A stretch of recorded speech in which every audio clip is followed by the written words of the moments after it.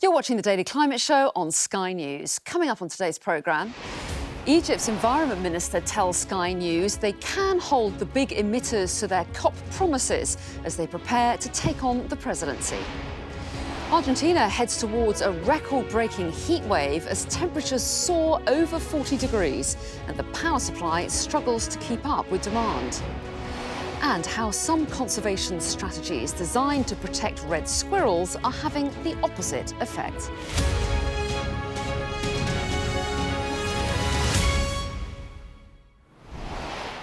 Hello and welcome to the UK's only daily climate news show where we track the changes happening to our world right now and challenge those coming up with the solutions. Now, will the world's biggest emitters keep their promises on reducing emissions in order to limit global warming to 1.5 degrees? Egypt is preparing to host the next COP summit in November, and part of its role will be to keep up the pressure on some of the wealthiest nations. But some of those big emitters, like Russia and China, invest heavily in the country. Our climate reporter Victoria Seabrook sat down with Egypt's Environment Minister to discuss the challenge ahead.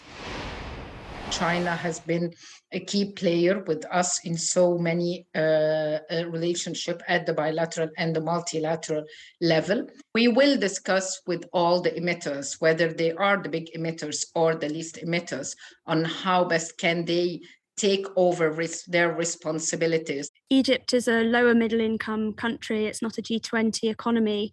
How is it going to put pressure on the big economies and the big emitters to make the cuts and come up with the money that was promised at COP26 and that is needed ever more urgently? The idea is not whether you are a low middle income country or a one that is part from the G20. The idea is that how you are able to start that kind of discussion in a way that would be useful to the humanity. When you come to see the partners that are there, whether the US coming back to the convention, to the Paris Agreement and putting more pledges, how can you liaise with the European countries? All those are means of way of having those kind of bilateral relationship and good bilateral relationship in order to keep the boat going forward and trying to reach that kind of consensus. A crucial part of these COP talks is the participation of civil society and the right to protest. But many observers are concerned that those rights are severely curtailed in Egypt. Are they right to be concerned? Why would they say that if a country has already adopted a national strategy for human rights? We have our own law that passed over to the parliament on the civil society participation. We have announced 2022 as a year for civil society. How can a country take all those bold steps at the legal level and at the institutional level would not do so? It could be very contradicting. That is enough answer for that.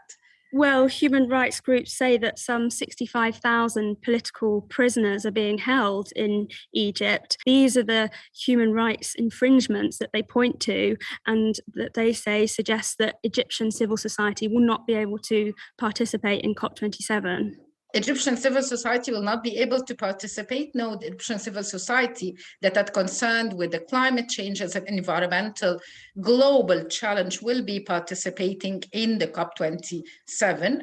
So we can look forward to free protests across the board, wherever people are from, including Egyptian society. We will have our own discussion with the COP26, with the Secretariat. What is the process that we always take in different COPs? And that will be taking place in the COP27. Egypt is hosting COP27 on behalf of Africa. What does an Africa COP look like? And is that different to other COPs? African COP would look like a COP that would put Africa at the heart of issues that are important to that continent, a continent that is very rich in its natural resources, issues like adaptation and climate finance, issues that are important to the continent, not only in Africa, those also vulnerable continents of the developing countries that did not produce emissions, but they are paying the price of the climate change. Your Excellency, Environment Minister, thank you very much for talking to us.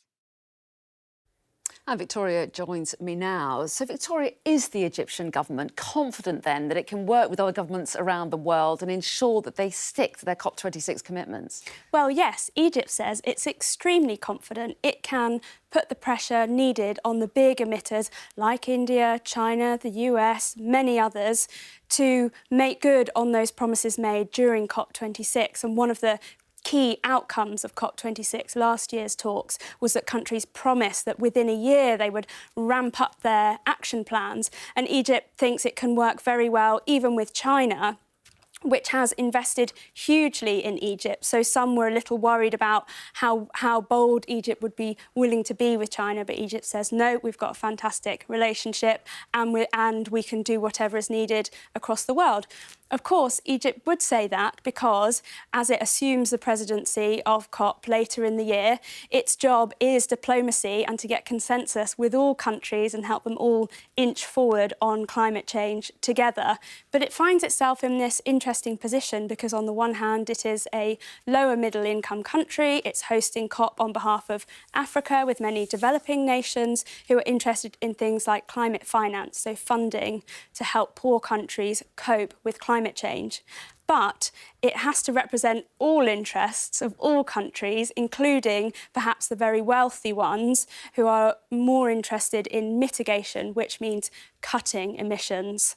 And that's the key challenge for Egypt, is to balance those interests. Interesting. Victoria, thanks very much indeed. Now, temperatures soaring well over 40 degrees made Argentina the hottest country on the planet yesterday.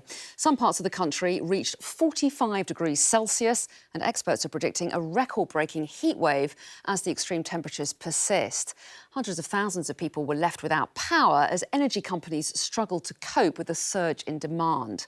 Well, yesterday, Buenos Aires recorded a temperature of 41.1 degrees Celsius. Now, that's the second highest in the history of the capital city. And in the town of Neuquén, the land surface temperature reached 54 degrees Celsius. Well, journalist Santiago Gonzalez joins us now from Buenos Aires. So, soaring temperatures where you are, what's the impact been there? Yeah, we are actually experiencing a very strong heat wave here in Argentina. Actually, right now, we are in a kind of relief. We have 32 degrees today, but yesterday, as you said before, we had over 40. That was one of the hottest days in history since we have records here.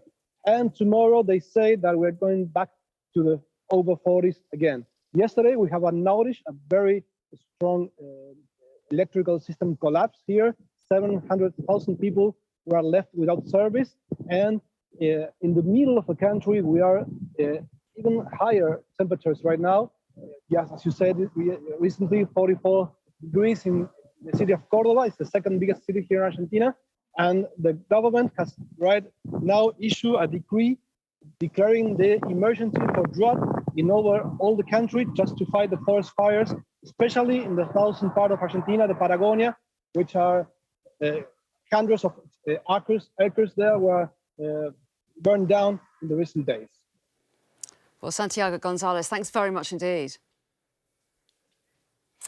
Now, some of the day's other climate news now. And shipping container giant AP Moller Maersk has announced plans to achieve net zero emissions by 2040. That's a decade earlier than they previously announced. The company says it will also transport a quarter of its shipping containers using carbon-neutral fuels by 2030. Around 90% of world trade is transported by sea, and global shipping accounts for nearly 3% of the world's CO2 emissions. Client Earth has announced it's suing the British government for what they call its pie-in-the-sky net zero strategy. The environment charity says current plans will not reduce emissions enough to meet legally binding targets, therefore breaching the 2008 Climate Change Act. The government now must submit a defence of the allegations, and the court will then decide whether to grant Client Earth permission for a full hearing. A study has found that a conservation strategy aiming to protect red squirrels actually decreases their chances of survival. Conifer tree plantations were thought to provide a safe habitat for red squirrels and one in which grey squirrels don't thrive. However, it's emerged that these single-species plantations are encouraging pine martens to prey on red squirrels due to a lack of biodiversity and alternative food sources. Now, scientists suspect that climate change is the cause of worsening floods and droughts affecting South Africa's eastern coastline. At least 10 people have died and hundreds have been left homeless after severe flooding in the coastal city of East London at the weekend. Our Africa correspondent John Sparks has the latest. This is the wet season in much of South Africa, but torrential rains on the east coast has caused chaos in multiple locations, including the city of East London, where rivers burst their banks and low-lying areas were inundated. The flooding claimed the lives of 10 people and left hundreds homeless, with the city forced to activate its disaster management teams to keep residents alive. People living in the city's townships and the informal settlements were particularly vulnerable. These are the poorest areas with little physical infrastructure, where people typically build simple homes with corrugated iron. And in many cases, their homes were simply washed away. It's a different story further inland, however, where some areas of the same province have received rainfall for the first time in years. In some cases, the first precipitation in 7 years. And when you consider that the local economy is dominated by farming, you would think this would be cause for celebration. But as the grass and the vegetation began to recover, farms were set upon by brown locusts. These pictures sent to me by Evan Duplessis near the town of Middelburg. He said 18 separate locust swarms flew through his farm, eating everything in their path. And across the region, officials say thousands of hectares of grazing land have been destroyed. So a complicated picture here of severe weather and the consequences of severe weather, causing misery and the loss of life in South Africa. Coming up here on the Daily Climate Show, I'm going to be joined by Shi Hu, Honorary Fellow at Oxford's Environmental Change Institute, and Richard Black, Senior Associate at the Energy and Climate Intelligence Unit. And we're going to be discussing whether Boris Johnson's woes are a huge distraction from climate policy and the drive for net zero, and warming oceans and blackouts in Argentina during a historic heat wave. How can the world adapt? Now we're getting straight to discussing the climate issues of the day now with Shi Hu, Honorary Fellow at Oxford's Environmental Change Institute, and Richard Black, Senior Associate at the Energy and Climate Intelligence Unit. So hello to both of you. Nice to see you both. So first of all, Boris Johnson is in serious political trouble again. And while not just politicians, but much of the country wait for the outcome, domestic politics drive the news agenda. So what effect does this have on climate policy in the UK? And with the climate crisis being such a long-term challenge, is the UK, or indeed any other country with short-term political cycles, equipped to properly deal with that challenge? So let's discuss some of those issues. Richard, to you first of all. There are some Green campaigners who've expressed some worries this week, aren't there, that the government's climate agenda could suffer with the fall in Boris Johnson's popularity. I mean, given that he has pushed the net zero agenda, do you think they're right to be concerned? Yes, I think they're absolutely right to be concerned. I think there are several issues at play here. You know, one is how much is the Green agenda seen as being Boris Johnson's particular passion, and then if he leaves, what does that mean for his successors? Who is likely to be the next Labour leader, the next Conservative leader? And currently the top two standing are Liz Truss and Rishi Sunak, and neither of them have really been massive friends of decarbonisation. I think also just the sheer relentlessness of this furore around politics at the moment just makes it quite hard to do any sensible, pragmatic, long-term policy making in any area, to be honest. Well, yes, and we can talk about that a little bit more in a moment. But Shi, first of all, do you agree? I mean, Boris Johnson facing calls for his resignation from some quarters at least. Do you think that gives an opportunity to those looking to delay climate policies? I think there's a bigger picture here, which is that the British public really cares a lot about climate change. And if you look at public opinions in the UK, it's one of those top issues that has been, on the minds of people, regardless of what's actually happening in politics. So I'm actually an optimist in the sense that I think as long as people care, we sustain that level of people interest, policy will respond regardless of what's happening. Richard, do you think that's right? If voters want it, politicians will react?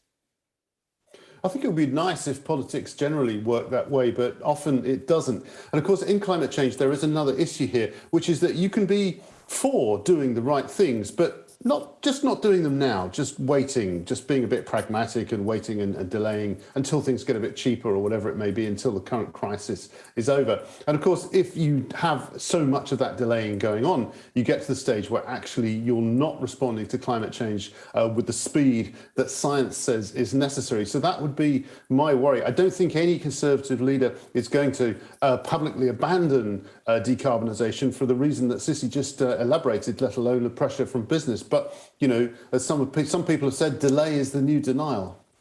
And Richard, the UK, of course, still retains its presidency of COP26 until it hands over to Egypt in November. Internationally, is Boris Johnson's ability to lead and put pressure on other countries to meet their commitments damaged at all if he's under pressure at home? Well, I think it is, because he just has to spend so much attention on these domestic issues. And of course, this is a crucial year for all the reasons that we were hearing earlier. And it would be lovely to think that Boris Johnson and the Egyptian leadership were going to work together towards COP27 on a joint agenda, each using their kind of influence on the countries with which they have influence. But, the way things stand at the moment, you have to think that's not going to be terribly likely. And then if we do have a new Conservative leader, a new Prime Minister, the question is then, will they want to spend large chunks of the year internationally on climate change, or will they think, well, that was with the Johnson era, and not particularly bother? And Cece, do you think that highlights then the problems associated with short-term democratic governments and potentially dispensable leaders when you're dealing with long-term emergency and crises like the climate one? So I'm not a political expert, but I do agree with Richard here that climate change is a very urgent problem, and we need action now. I think the question is really how do we actually kind of deal with the issue with the systems that we have in place right now, whether it's, what kind of, it depends, whatever the political or economic system is, it is working with what we have right now. But I really do want to go back to my point of, I think regardless of the form of government or political system, I do think public opinion matters. As long as we can keep people interested, pushing for the issue, there will be policy changes. OK. Let's turn to our second topic of the evening. And the Argentinian capital was plunged into darkness last night. An historic heat wave with temperatures hitting 45 degrees led to the power grid being overwhelmed. Now, also this week, news that last year saw the hottest ocean temperatures in recorded history for the 6th successive year. Both signs of the future. How to deal with the challenges is the big question. And so, Cece, Argentina, the hottest place in the world this week. A lot of concern about a trend of rising temperatures. So what should be the focus now? Is all we can do is think about adaptation to that new normal? Yeah, so adaptation really has to be on top of the agenda. And we know that there will be a lot more extreme weather events, such as these I'm experiencing in Argentina right now. So we need to think about how do we establish early warning systems? How do we train people and inform, ask people to know, what they're going to do, and also ask our city governments to prepare our electricity systems and companies as well. Like, how do we have enough measures in place so that we can adapt properly to these more frequent events? And Richard, are you confident that enough can be done within adaptation to deal with the rising temperatures and prevent the risk of future blackouts? It certainly can be done, but it costs. And of course, as climate change progresses and we see more and more impacts, the cost of adapting things will increase. So we're not terribly sure exactly what the cause of this blackout in Buenos Aires is, but it does seem to be but part of it has been due to the extra electricity demand for cooling, which has put pressure on the grid, which then couldn't handle it. So ideally, the electricity companies and the authorities ought to be strengthening the grid, making it more robust. But of course, if you've then got other climate impacts coming down the track, that may sort of outstrip the speed at which you can make the grid more robust. And it's not just heat waves. We've seen other types of climate impact, climate linked, shall we say, extreme weather events, that including in the UK, where, you know, we've had storms in Cumbria, for example, several winters that have been where climate change has been shown to be one of the drivers, which has caused power cuts, sometimes to essential infrastructure like hospitals. We've seen the wildfires in California and so on. So there's an irony here in that several opponents of decarbonisation sometimes argue that, oh, well, if the world switches to renewables, we're going to see lots of power cuts. Actually, here is the world responding to climate change, the natural world responding to our greenhouse gas emissions, and it's that that's causing us blackouts. And Susie, it's one thing having countries experiencing higher temperatures. It's a whole different challenge when you talk about oceans as well. And it's a really serious issue, warmer seas, isn't it? Because that means rising sea levels and more severe storms as well. So is there anything you can do about it? Well, yeah, the top thing is that we need to reduce emissions, right? So if we stop producing more emissions, then we'll essentially helping slow down the warming speed of the oceans. I do think, and also like because warming of the oceans creates more hurricanes and flooding in coastal areas. So we need to look into adapting in the sense of building flood defenses and helping protect these coastal communities because they're going to be very, very vulnerable. OK, an issue that I'm sure we'll return to many times. But Susie Hu and Richard Black, we're out of time, but really good to see you both. Thanks very much indeed. And that's everything from us for today. On tomorrow's show, I'll be joined by Chidi Oti Obihara from the COP26 Action Plan Group and former Energy and Climate Secretary Amber Rudd. Thanks for watching. I'll see you next time.